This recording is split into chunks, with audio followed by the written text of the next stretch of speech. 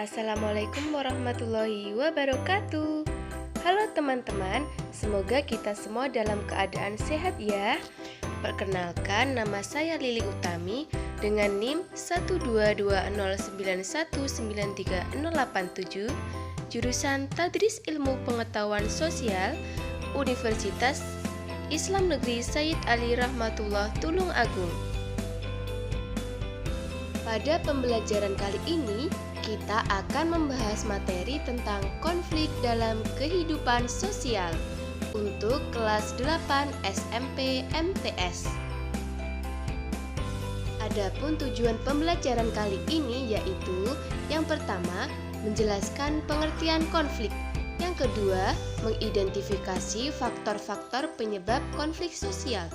Yang ketiga, mengidentifikasi akibat konflik sosial dan cara menyelesaikan konflik sosial. Untuk mengetahui apa itu konflik dan apa saja faktor-faktor yang menyebabkan terjadinya konflik, mari kita simak pembahasan berikut ini. Pengertian konflik.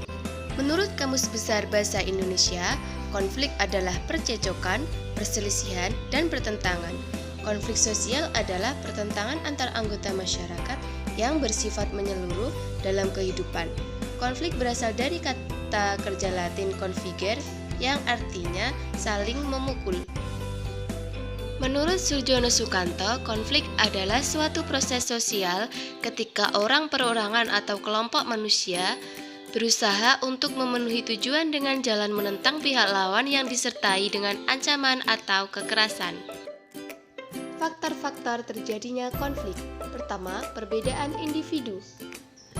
Individu memiliki perbedaan yang menyangkut perasaan, pendirian, atau ide yang berkaitan dengan harga diri, kebanggaan, dan identitas seseorang. Yang kedua yaitu perbedaan latar belakang kebudayaan. Orang dibesarkan dalam lingkungan kebudayaan yang berbeda-beda. Dalam lingkup yang telah luas, berbagai kelompok kebudayaan bisa saja memiliki nilai-nilai dan norma sosial yang berbeda. Yang ketiga yaitu perbedaan kepentingan. Bentrokan kepentingan dapat terjadi di bidang ekonomi, politik, sosial, budaya, dan sebagainya. Perbedaan tersebut yang mengakibatkan terjadinya konflik sosial. Yang keempat, perubahan-perubahan nilai yang cepat.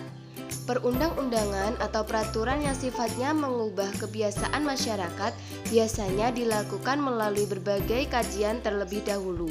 Hal ini dilakukan supaya masyarakat tidak kaget dengan perubahan yang tiba-tiba terjadi. Selanjutnya yaitu akibat terjadinya konflik sosial. Pertama, meningkatnya solidaritas sesama anggota kelompok. Dalam kasus peristiwa pertempuran Surabaya, para pejuang tidak menghiraukan perbedaan suku, agama, organisasi politik, dan sebagainya. Mereka bahu-membahu melawan Inggris. Yang kedua, retaknya hubungan antar individu atau kelompok. Konflik yang terjadi antar individu atau kelompok dapat menimbulkan keretakan hubungan. Keretakan tersebut dapat terjadi sementara ataupun permanen. Kalian mungkin pernah konflik dengan temanmu yang menyebabkan dalam beberapa waktu tidak terjalin hubungan dengan baik. Namun karena kemudian saling menyadari kesalahan, kalian berdua akhirnya saling memaafkan. Yang ketiga yaitu terjadinya perubahan kepribadian para individu. Perubahan kepribadian dapat terjadi pada kedua belah pihak yang mengalami konflik. Kedua belah pihak dapat saling menyesuaikan atau justru masing-masing mempertahankan kebenaran yang diyakini. Yang keempat, rusaknya harta benda dan bahkan hilangnya nyawa manusia. Konflik yang berujung pada kekerasan fisik dapat menyebabkan kerusakan dan hilangnya nyawa manusia. Sebagai contoh, konflik yang diakhiri dengan peperangan. Yang kelima, terjadinya akomodasi, dominasi, bahkan penaklukan salah satu pihak yang terlibat dalam pertikaian. Selanjutnya yaitu cara menyelesaikan konflik. Yang pertama, menghindar. Kadang orang merasa tidak ada manfaatnya melanjutkan konflik dengan orang atau kelompok lain. Hal ini mungkin disebabkan keyakinan bahwa dia tidak akan menang menghadapi konflik. Orang ini berusaha menjauhi masalah yang menimbulkan konflik atau orang yang bertentangan dengannya. Yang kedua, memaksakan kehendak. Terdapat individu atau kelompok yang memandang bahwa pendapatnya atau idenya paling benar. Oleh karena itu, dengan segala cara, konflik harus berakhir dengan kemenangan di pihaknya. Karena itu, dia atau mereka berusaha menguasai lawan-lawannya dengan memaksa lawan menerima penyelesaian yang digunakan. Yang ketiga, yaitu menyesuaikan kepada keinginan orang lain. Terdapat individu yang ingin diterima dan disukai orang lain. Ia merasa bahwa konflik harus dihindari demi keserasian atau harmoni, dan ia yakin bahwa konflik tidak dapat dibicarakan jika merusak hubungan baik. Ia khawatir apabila konflik berlanjut, seseorang akan terluka, dan hal itu akan menghancurkan hubungan pribadi dengan orang tersebut.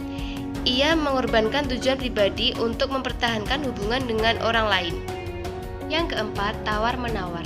Dalam proses tawar-menawar, individu akan mengorbankan sebagian tujuannya dan meminta lawan konflik mengorbankan sebagian tujuannya juga. Dan yang terakhir yaitu dengan cara kolaborasi.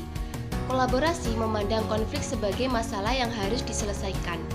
Atas dasar itu, dicarilah cara-cara untuk mencari cara mengurangi ketegangan kedua belah pihak. Ia berusaha memulai sesuatu pembicaraan yang dapat mengenali konflik sebagai suatu masalah dan mencari pemecahan yang merumuskan keduanya. Sekian pembahasan materi tentang konflik dalam kehidupan sosial.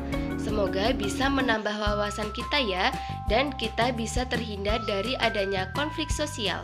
Terima kasih. Wassalamualaikum warahmatullahi wabarakatuh.